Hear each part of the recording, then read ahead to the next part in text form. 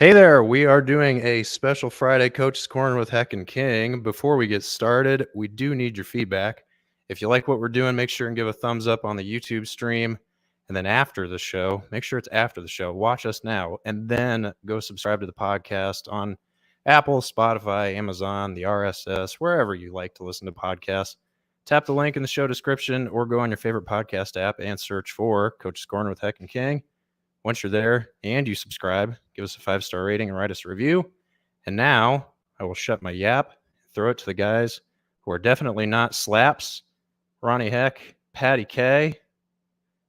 Gentlemen, here we are. You are unmuted. You are in the stream. Welcome, everybody. Hey, good afternoon. So I'm not sure, Pat, but maybe we are slaps. I mean, I don't know. I don't know. It doesn't matter whether we're Monday at Bar Louie or if we're sitting at our home. We're still the same guys. John, thanks for joining in. Yeah, well, we got the Overmeyer with us too. Yeah, I appreciate you guys inviting me in. This is going to be a lot of fun, and we got a lot to talk about, obviously, with March Madness going on and the madness we've had already. And, of course, tomorrow is one of the greatest days in the state of Indiana.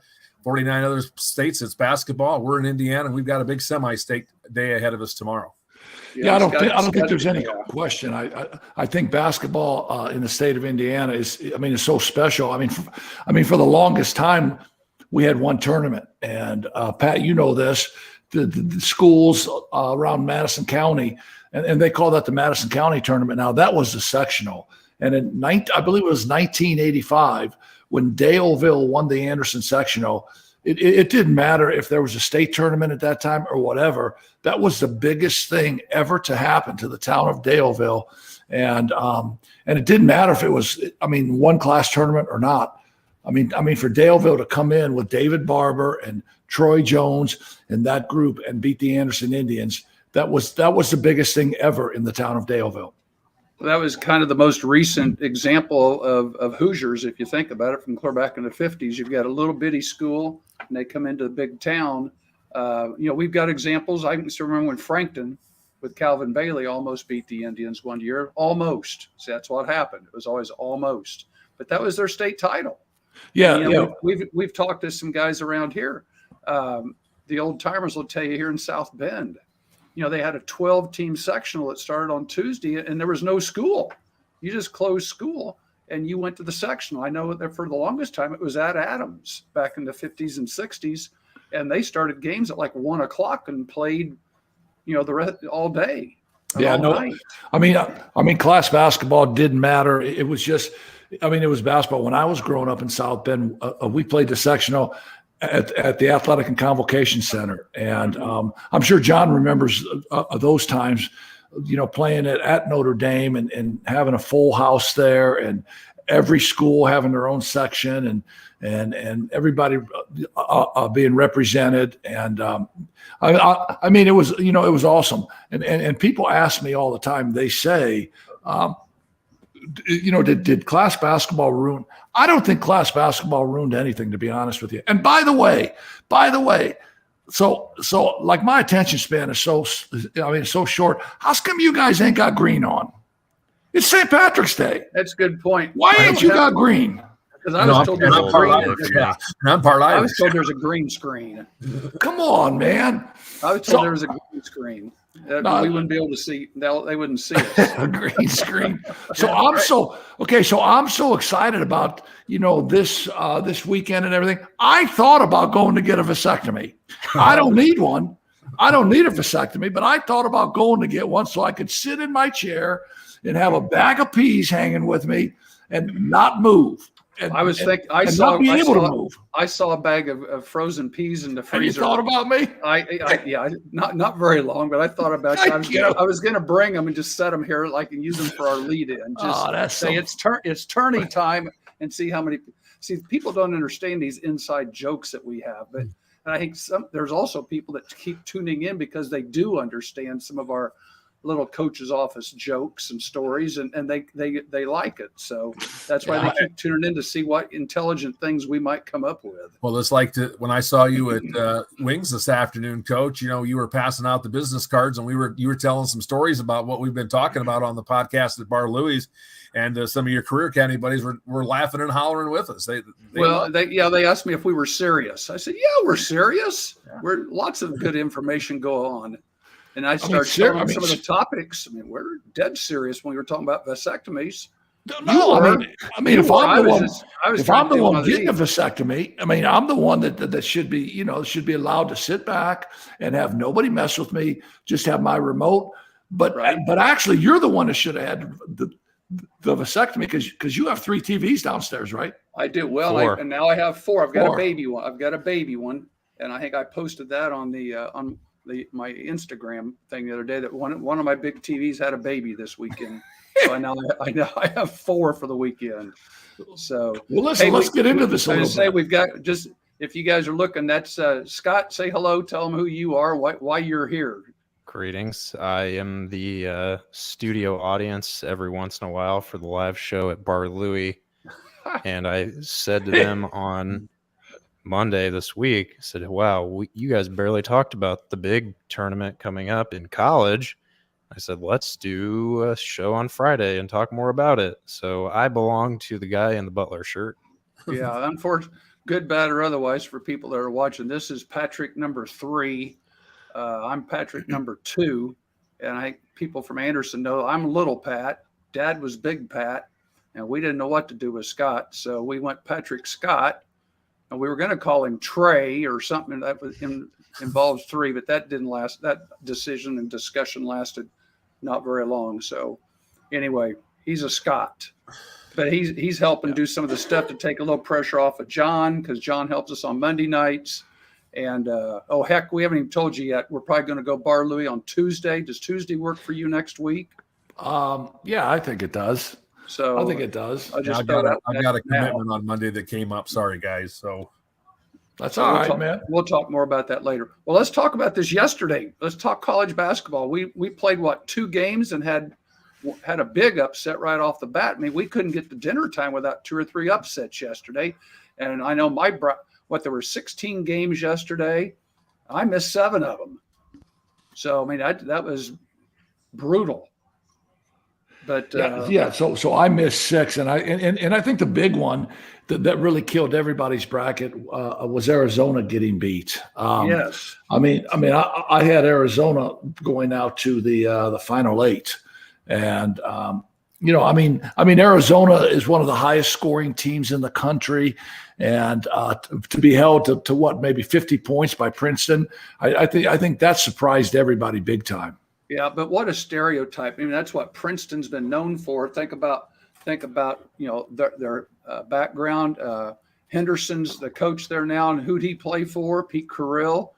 And they ran that. Everybody, that's been coaching knows about the Princeton offense, where you scissor the center, you high, low, you make, the shot clock is the biggest enemy for Princeton, because if they didn't have the shot clock, they'd hold the ball longer. And people around here, and Mitch Henderson played at Culver Military. I remember coaching against him when I was at North Miami. Really? He was an Indiana All-Star, played at Culver Military, and then he ended up playing at Princeton. Was very good, and he's a Princeton guy now. So good for them.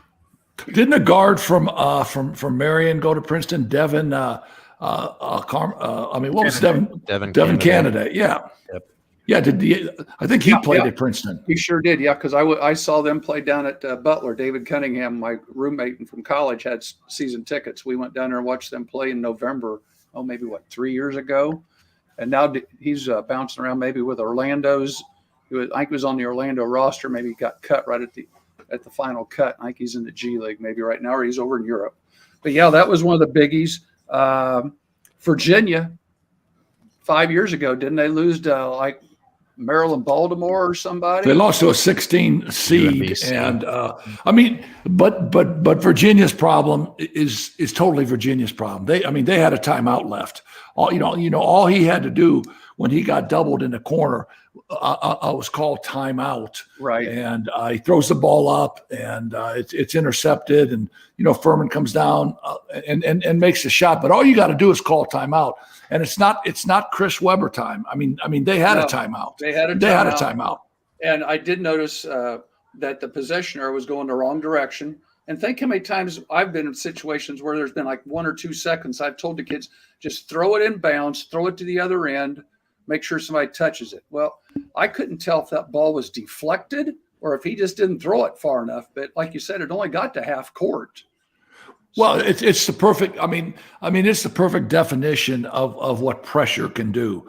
And exactly. and I thought about that during my whole tenure at Anderson High School, and I'm pretty sure you thought that way during your tenure at Adams, because we both put really good athletes on the floor, and we both had that notion that if we can pressure the other team, if we can bring traps out of different areas on the floor, then we can force the other team to throw the ball away. And this was on a national stage. This is in the NCAA tournament, and think of what you can get done in high school. And for 18 years, for 18 years, that's that's how I played at Anderson. And I'm pretty sure that was kind of your MO at John Adams also. Right. Well, and think how many times you told your kids now, you may not see the effects in the first quarter or second quarter or the third quarter. By the time we get to that late third quarter into the fourth quarter, the other team, they get tired. And when you get tired, you start doing stupid stuff. And that's when you get that payoff, just that constant ball pressure. And, one thing I've noticed too is now that I've coached a little bit of small college and now a lot of high school, college coaches are not very good at press breaks. They don't know how to break a press. And one of the reasons is very few people press them because of the shot clock. And it just seems because everywhere I've been, they've always looked at me and said, okay, high school coach, help us break this press. How would you break this press? And they're always looking for suggestions. And I just see everything that we teach high school kids not to do, catch at certain places. You don't want them to catch it below the foul line. Try to catch it past the foul line if you can, like that. But watch these games the rest of the weekend. Where do they catch the ball? They catch it in dead man's corner. Well, without question, they catch it deep on the baseline, or they'll catch it on the sideline, and as they catch it, they have a sign on them that says "Trap me." Yeah, and both of those areas are just extra defenders. And we, in practice, see they can get away with it because the guys that are guarding them on the scout team are not good enough to put the same game pressure they see on game day, and then they start doing crazy stuff, throwing the ball over their head. Scott, do you have that tape? Do you have that film pulled up? Yeah, pull that clip for a minute. Heck, let's watch this for a second. This is one of the advantages we have here of this little gadgets. So Kihei Clark's the one taking it out of bounds, and then he gets it back in the corner right here, and now he's dead. Yeah, so I don't understand. There should be a player in the middle with 4 players in the half court here. That's extra defenders. So I'm always big on spreading the court and making the press have to come up and guard the whole court. Not being able to load everybody.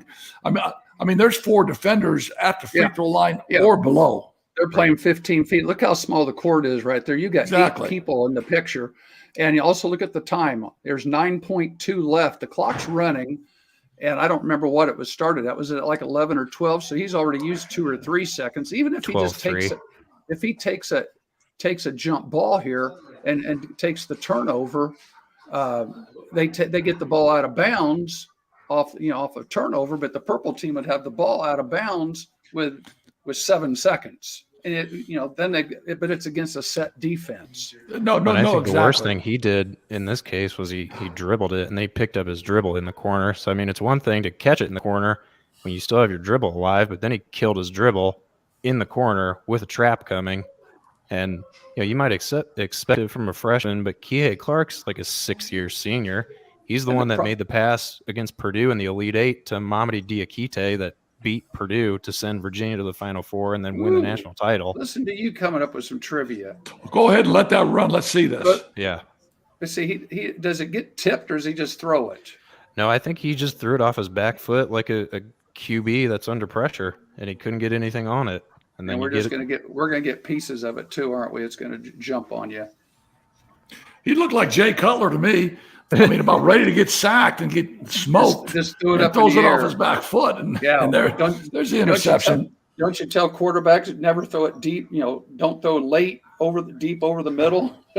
Well, so what you tell your team? What you tell your team coming out of that timeout is boys. We have a timeout left. If there's an issue, we have a timeout left. Use it. I mean, use the timeout because you can't take them with you. I mean, use that timeout, and if you get caught in a bad place, call the timeout. And that's all they had to do. But as we talk, there was no court balance. There was no middle player behind player to throw it behind. Right. And he caught the ball dead in the corner. So good for Furman, but it's not like Furman reinvented the press there. I mean, Virginia took it right to where Furman wanted them to take it. And then Jay Cutler throws a bomb, man. He throws a bomb to Brandon Marshall that's picked off, and still Furman's got to hit the shot though. I mean, Furman's got to hit the shot. So give them credit for hitting the shot. He came down in rhythm and made it. 22 footer. I mean, he was a good couple body lengths off the 3-point line. So hey, let's talk about that. Heck, can you read your quotes? Look over to the right side of your screen. Your boy Harlan sent you a note. See over on the side. You got that set up on the side. Put it up. You're axing an awful lot of me, man. I'm just saying. No, I got it. Happy St. Patrick's Day. You better get Virginia Bugsy and back Arizona in there. did nothing to diminish their reputation for coming up short in March. Also, no, I'm not wearing green either. Come on, man. It's St. Patrick's Day. I mean, we can go to Chicago right now, and you can see the Chicago River dyed green. Right. Well, Pat, I'm sure when you went over to Wings, I mean, they got green beer over there yet? I think there was some in there. I didn't taste any of it, but I think I looked over there. I saw some go past me on some of the serving trays. That's for sure. Hey, thanks, Q. Hey, thanks, Q, for the comment. Let's move down a little bit here because I took West Virginia against Maryland. So was that just a bad pick on my part, or did anybody else pick West Virginia? Because I saw Maryland, and Maryland had. I mean, Maryland wins at home, right? They were maybe 10-0, 11-0. 11-0. They were undefeated at home in the Big Ten. And so now they go on the road. So that's why I took West Virginia. I thought Hugs would get his guys ready to play one game. What's your take on that game? I saw a little bit. I thought West Virginia could beat them. I didn't think West Virginia played very well. The little bit I saw, the parts of it that I saw. I mean, I don't have, it's just not sinking in. I haven't had a chance to really look at it much, but I just was kind of watching it along with the other games. But I just didn't get it. I had them losing to Alabama tomorrow or on Sunday, but I picked West Virginia.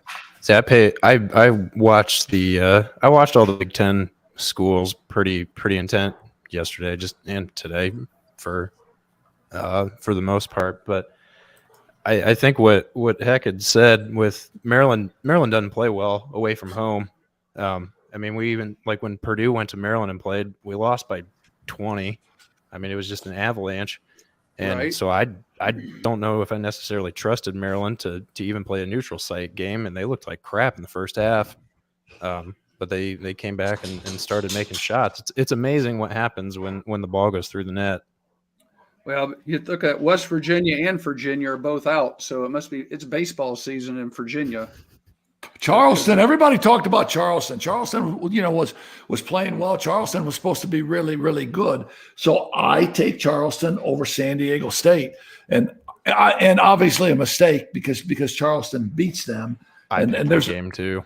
And there's another blue mark. I took Charleston beating or moving out to the next bracket and winning that game too. But I did take Furman. I took Furman You did over. take Furman? Too, yeah. I did take Furman. Really? Yeah, I did take Furman. The only things I see, I'm trying to most of the 8-9 games I split, and I don't think I've won any of them yet. I took Utah State. Exactly. I took Utah State over Missouri, and that was a 10-7 game. That was a close game, and obviously Arizona. I took Louisiana because all I heard was that Louisiana could score, Louisiana could get after it, and Louisiana was playing really good, and so I took Louisiana over Tennessee. Probably a mistake in that game right there. Well, I mean Tennessee played good, right? I tell you, the bracket I missed was, like you said, Missouri, Utah State, Arizona, Princeton. I missed both those games, so I've got Baylor up on the top, and that's about it. Baylor and NC State Creighton, I think, are playing right now, and it's they just started the second half. So to kind of piggyback close off of what he said about Tennessee and UL Lafayette, Louisiana shot 9 free throws, and Tennessee shot 21. So hey, you know what that sounds? Hey. Okay, here's what that sounds like. And Q will understand this. That sounds like Anderson going to Logansport and playing, man. Come on. That's Anderson at Logansport. Well, that's Adams going to Plymouth. Yeah, no, that's exactly what that is. That's and you would think that wouldn't happen. And so the coaches for Louisiana might say, we didn't get any calls, but the coaches at Tennessee might say, you didn't take the ball to the rack. Yeah. You didn't drive it. You settled for jump shots. Now it's going to be interesting to hear the quotes here. The Kennesaw coach, I was in the car, but the radio people were saying how upset he was toward the end of the game. I guess a couple of his players were real close to getting texts. So evidently there was a lot of frustration going on with the Kennesaw people in their game, thinking some of the calls weren't going their way. So it'll be interesting to see what kind of post game we get from that one here. And I don't think so. I thought for 100 years, man. I mean, I thought this for 100 years. I thought the IHSAA draw was fixed, and obviously the IHSAA draw is never fixed. But I thought that. I thought officials actually really cheated teams. But I don't think they actually cheat teams. But I think some officials just aren't very good sometimes. And when those calls start happening, they just multiply and multiply. Right. Yeah. And I think a lot of it too is when you get, especially at the high school level, when a sectional, you get to the championship game of a sectional and the host team is in the final game, it's like a home game. You know, you've been on that side of it as a coach. And we were on that side of the other side of it when we went to Greensburg when I was down in Southern Indiana. You know, Greensburg hosts a sectional, and I mean it's like an invitational. The entire building is blue, and then you get the visiting team gets 2 sections right behind the bench. Yeah, and I think that's tough, but it's always been like that because I mean, for all those years, people could say we played our sectional at the Wigwam. And the people from Frankton and all of those schools, Pendleton, I mean, they could always say that, but I don't think besides the familiarity, you know, with the court and with all the things, your locker room and all that kind of stuff, I don't think that the officials came in there thinking that, well, we were going to, you know, I mean, Anderson's playing at home and we're going to give Anderson all the calls. I mean, I don't think that happens. But there is an advantage. There is an advantage with your players and their game day situations. They don't have to get on a bus. They have their own locker room and all those easy things that maybe we don't think matter. I think they do matter. Scott, talk about that Iowa Auburn game. I mean, I thought Iowa would beat Auburn. Iowa. I mean, they scored 75 points, but they can't defend. And Iowa has been like this the entire year too. When they're on it, as we saw when they played Michigan State, where they scored 15 points in the last minute to come back and win. You know, when they're on it, they are on it, and they're super tough to beat.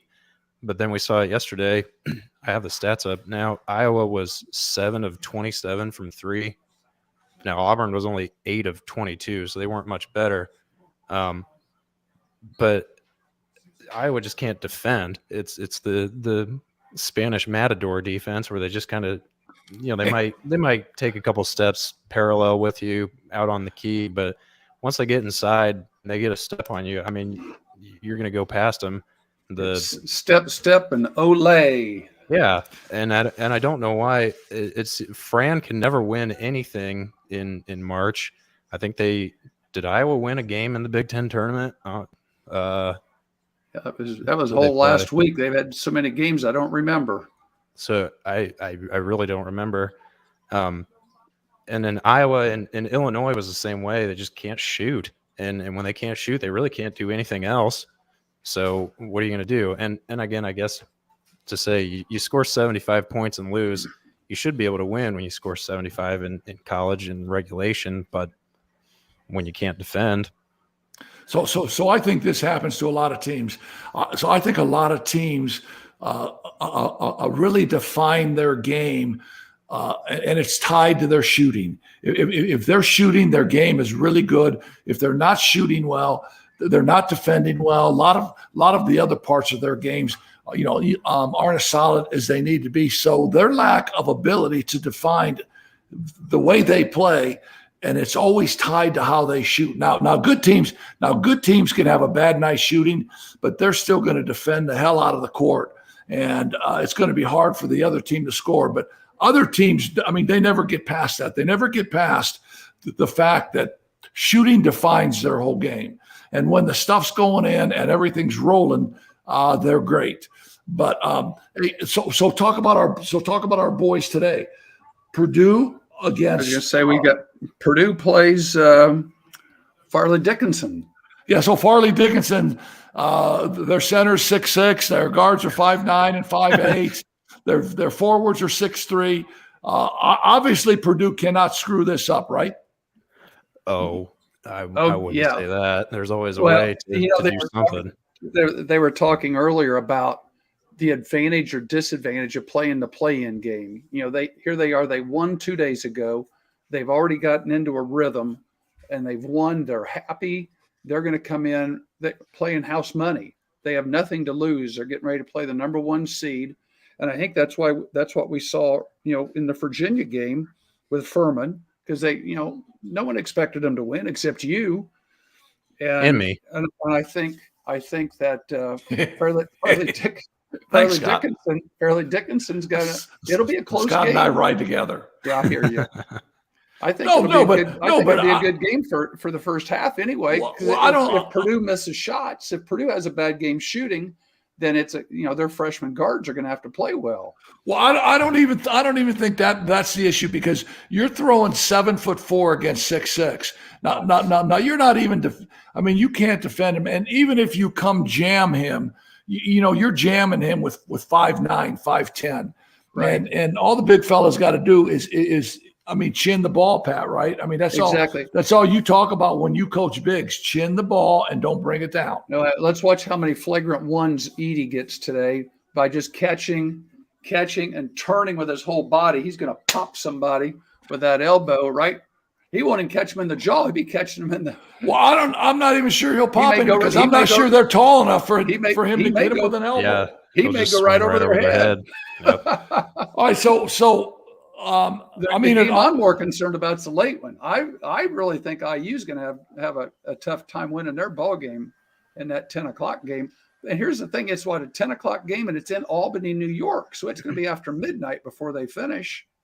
Yeah, I know, and the Mid-American Conference has been. It's been wonderful when it comes to upset games and winning games.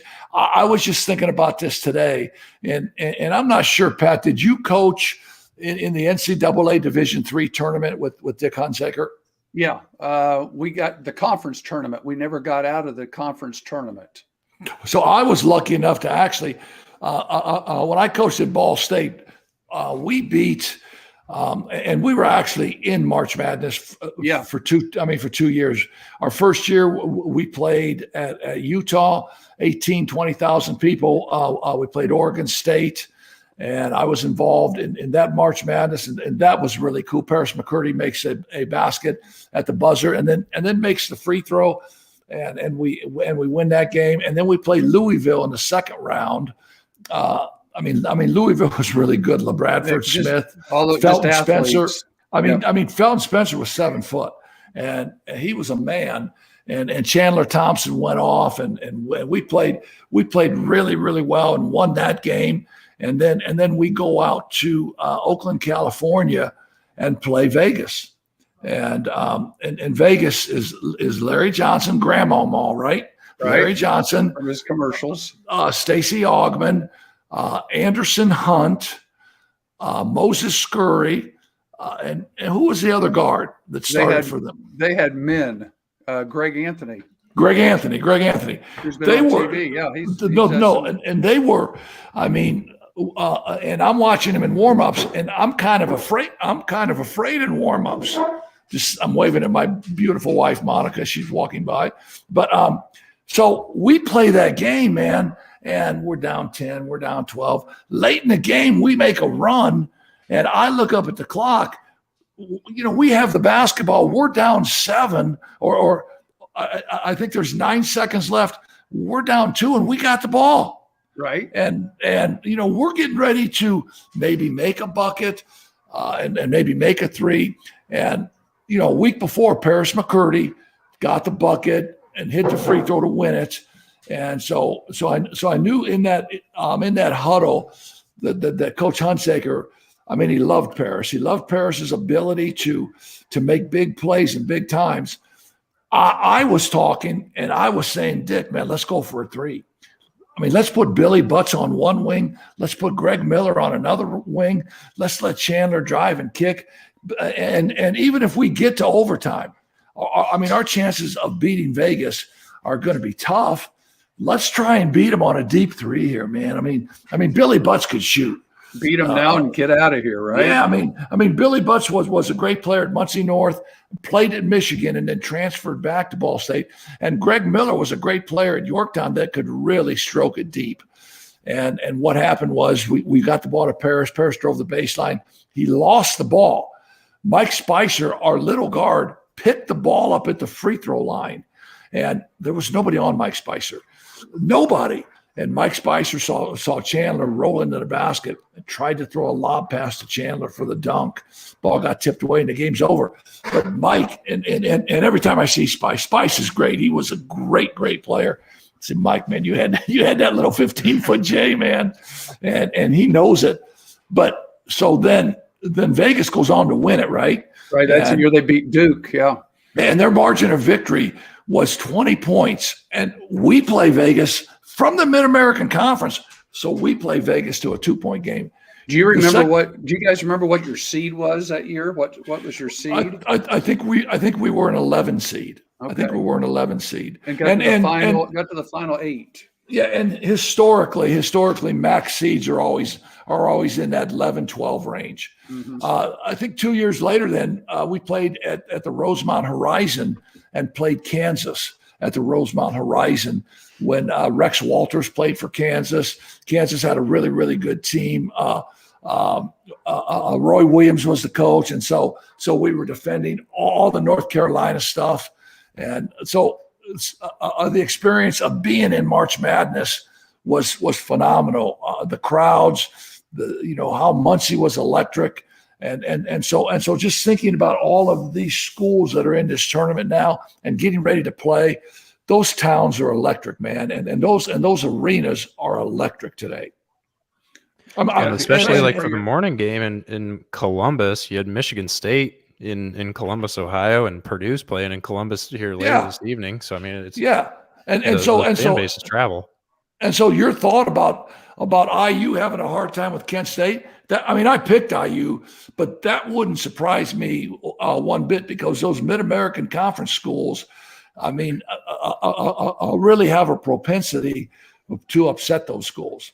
Yeah, I don't think IU is going to get beat. I think Jackson Davis will play a great game. I I think so picked too. Kent in my bracket, but it may be a little That's biased. just because you got that Purdue bias going.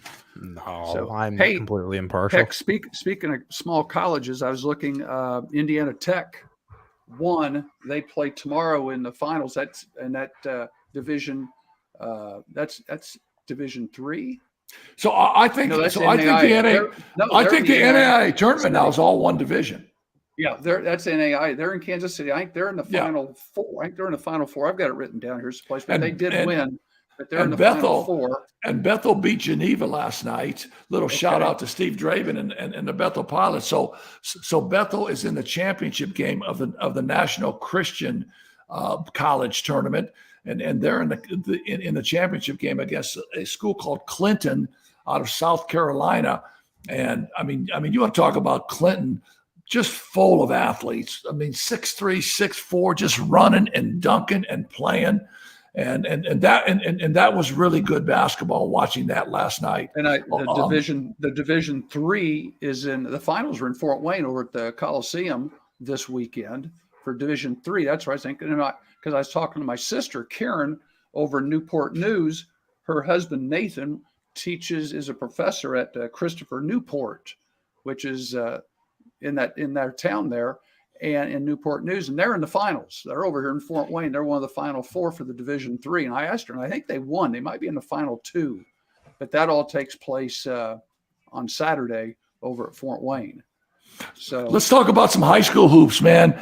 Get us rolling on some of these semi-states because I know you have the info in front of you, man. Tell us who's playing and what games you're doing and stuff like that. Sure. Let's put John to work. John's going to Michigan City. And he's doing the 4A, and he's had a chance to take a look a little bit more at Penn and has seen Hammond and has had a chance to talk to some people. So, John, why don't you chime in here on the Michigan City 4A semi-state tomorrow? I really think that this 4A is going to be really, really good. You look at Fort Wayne. This is a team that, they just keep winning. They just keep winning. They're finding ways to win at the end. Coming in 21-4, going to take on 22-4 Kokomo. Fort Wayne, they're led by Preston Comer and Javon Lewis. They each had 18 in their win over Noblesville last week in the regional. They've won their first regional since 1981, and Comer kind of leads them. And he was 7-11 from the floor in that win to kind of give them an opportunity. And, of course, everybody's been talking about Kokomo out of that North Central. You guys are so familiar with the North Central. They beat Fort Wayne North 68-65.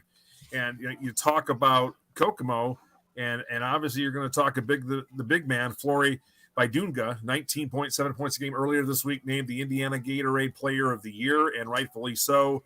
Averaging 19.7 a game, over 10 rebounds a game, blocking shots and doing it all. But also, besides him, they've got the guards, and Xavier Bellamy and Shane Spear.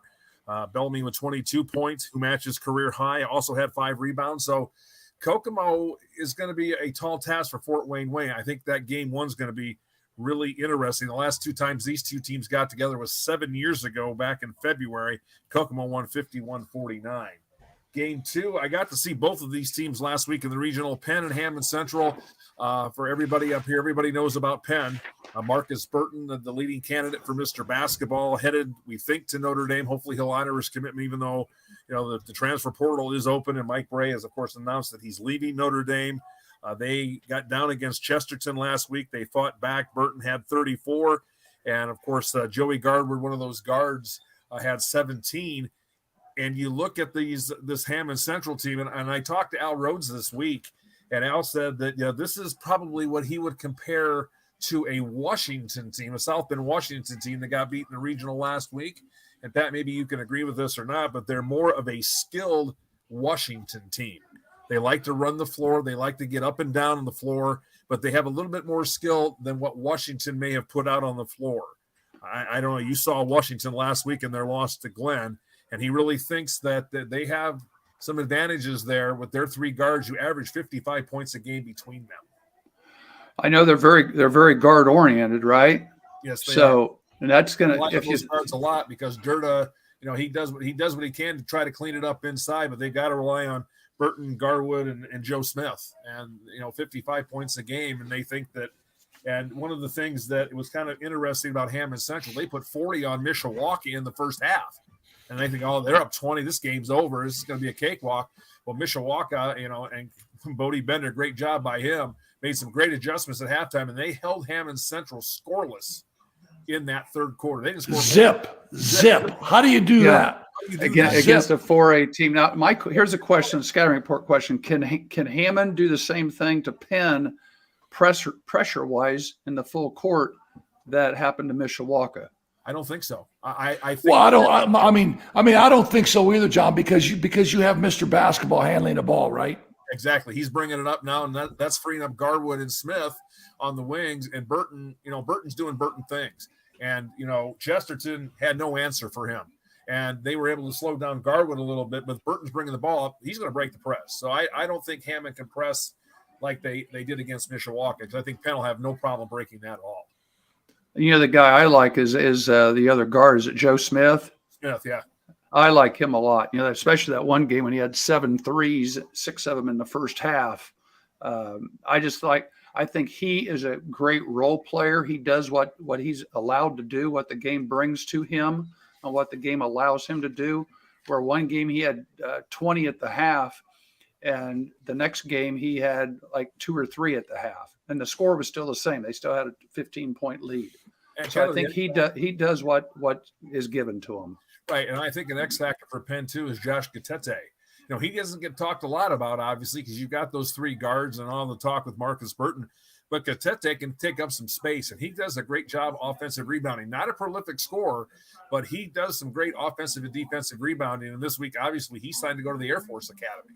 He's going to go play his ball at the Air Force Academy starting in the fall, and then serve our country. So I think he could be an X factor. If he has a big game, I think Penn handles Hammond Central by double digits tomorrow. I think the second game or the championship game that night then with Penn against Kokomo, I think that would be a phenomenal game to watch. And John Peckleball has done a great job coaching at Kokomo. He was as a player, he was just a tough glue guy. And I'm pretty sure in watching his teams play that his teams kind of take on his mentality. And then you talk about Ben Davis coming up from the South, right? Yes.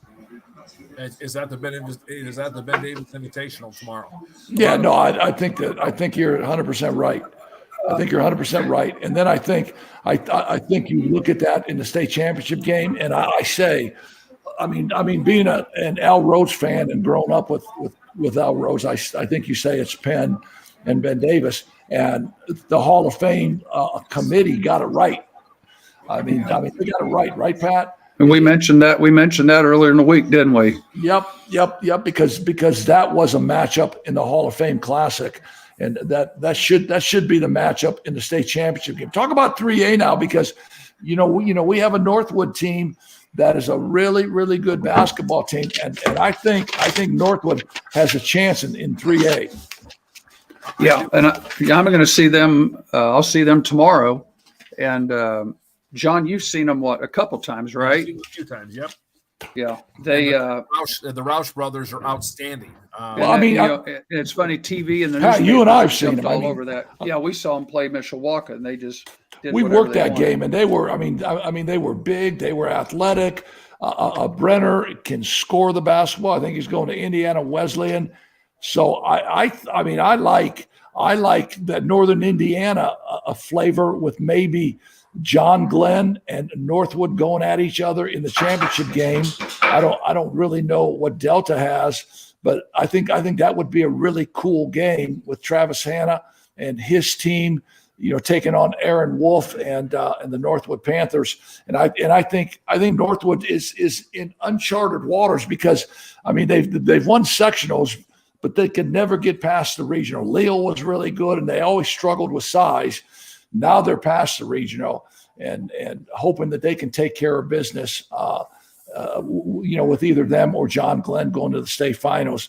And then you look at Guerin Catholic and Beech Grove and Scottsburg and North Davis.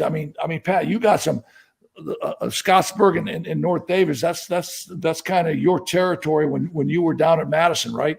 Right. And, Scottsburg and Garin Catholic are probably the two favorites down there. But, North Davies, I've seen papers where they're the favorites. So you've got three teams down there, with Beech Grove, the defending champs, probably being the fourth team of the four. So that's gonna be a heck of a semi-state down there at Seymour. Anybody could come out of that under the bleachers by what?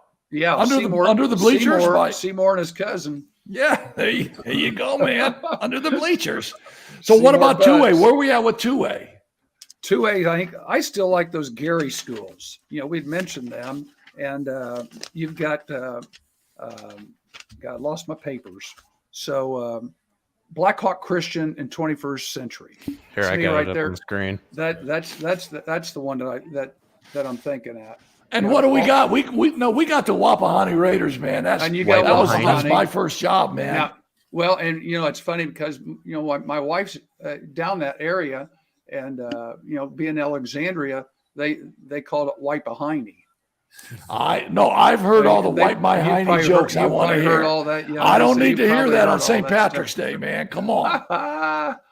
But no, so Wapahani's maybe 24, 25 and 1. I think they're the best team in their semi-state. And then you look at the South Brownstown Central, man. I mean, that guy has just won 1 million games down there. And Indianapolis Scecina, I was there for a few years. I think Brownstown will win that game big.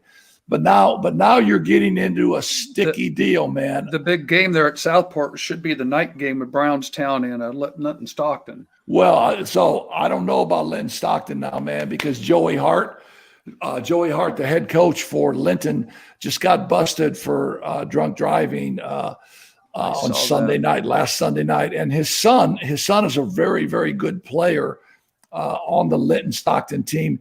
And Joey Hart obviously is not coaching this game, been suspended. So I love coaches. You and I mean, we're coaches, man. Right. But what in the world would possess you to do that? What are you thinking? Yeah, no, yeah. I mean, it's your son. You got a chance to coach your son in a semi-state. And I know Joey Hart is beating himself up, and well, he should. But you can't put yourself in that position. No, are you kidding me? John, let me ask you a question. My wife brought this one up earlier. Northwood. Remember they had all those kids get in trouble during football? Yep. Are any of those part of this basketball team? No, they are not. Okay. No. Good. So let's keep them. So let's keep them in tonight. Let's say, hey boys, we're gonna have a little pizza party. We're all gonna stay together. Ain't nobody separating. Ain't nobody gonna get in trouble, because this is the biggest thing in their life. Yeah. And they will remember this forever. Well, it sounds like it wasn't the night before. It was the night after and the night after that got them into issues last week. They beat South Bend, Washington in the sectional opener, and they all decided to go down to Kosciuszko County and join some of their friends from Concord and Jimtown and have a little party. Yeah, they had a big barn party during football season. Don't do that. Okay, and so here's what I would say. Hey, fellas, how did that work out? Yeah. Hey, fellas, how did that work out? I think they've got those kids at Northwood, I'm sure, on a short leash right now. Well, I mean, they need to. What about 1A? Okay, where are we at with 1A? And Joey Hart, I'm not trying to be down on you, man, but no. I'm just saying it's the biggest time in your life for you and your son in that community, and you go out and do that. Come on, man. Well, that was like Mark Barnheiser several years ago when he was at Elkhart Memorial. I love Mark Barnheiser, by the way, man. Getting ready to play a regional over at Michigan City, and he was going home, and he got pulled over for some alcohol consumption. He said he was going to the store to get a gallon of milk, and he had to be. That was all prescription pills from his feet. He's got the worst feet in the world. Yeah, but all that, and then ended up going. I guess they finally let him coach in the regional championship game because they won the day game. So the Elkhart police escorted him clear over to Michigan City for the night game because he didn't do anything bad. Yeah. All right, so what about 1A? Where are we at? Southmount, Fountain Central. We're going to Lafayette, Jeff. You're right. Southwood, my bad. John Burris, right? Not Southmont. Southwood. My bad. Two different schools. Yep. Yes. Southwood. That's Burris's old school. And I was, like I said, if this would be our second or third episode here, we probably should have gotten hold of Burris too. So if they win, we'll get hold of Burris next week, maybe as quick as Tuesday night, and see what see what's going on. Fountain Central's good, but right now it looks like it's Michigan City Marquette and Southwood in the finals. They're at Lafayette Jeff, and then down at Washington, that thing's loaded. And the first game is the best one. Indianapolis Lutheran and Lagodi are probably the two favorites, and then Rock Creek and Jack-Sandell are in the second game. So I would think Lutheran and Lagodi would have a shot at that. But 1A is wide open. You're probably looking at Lagodi. I'd say Lagodi and Michigan City Marquette maybe heading for Indianapolis would be my guess. Yeah, course, so I'm also the guy that missed 7 games yesterday and out of 16.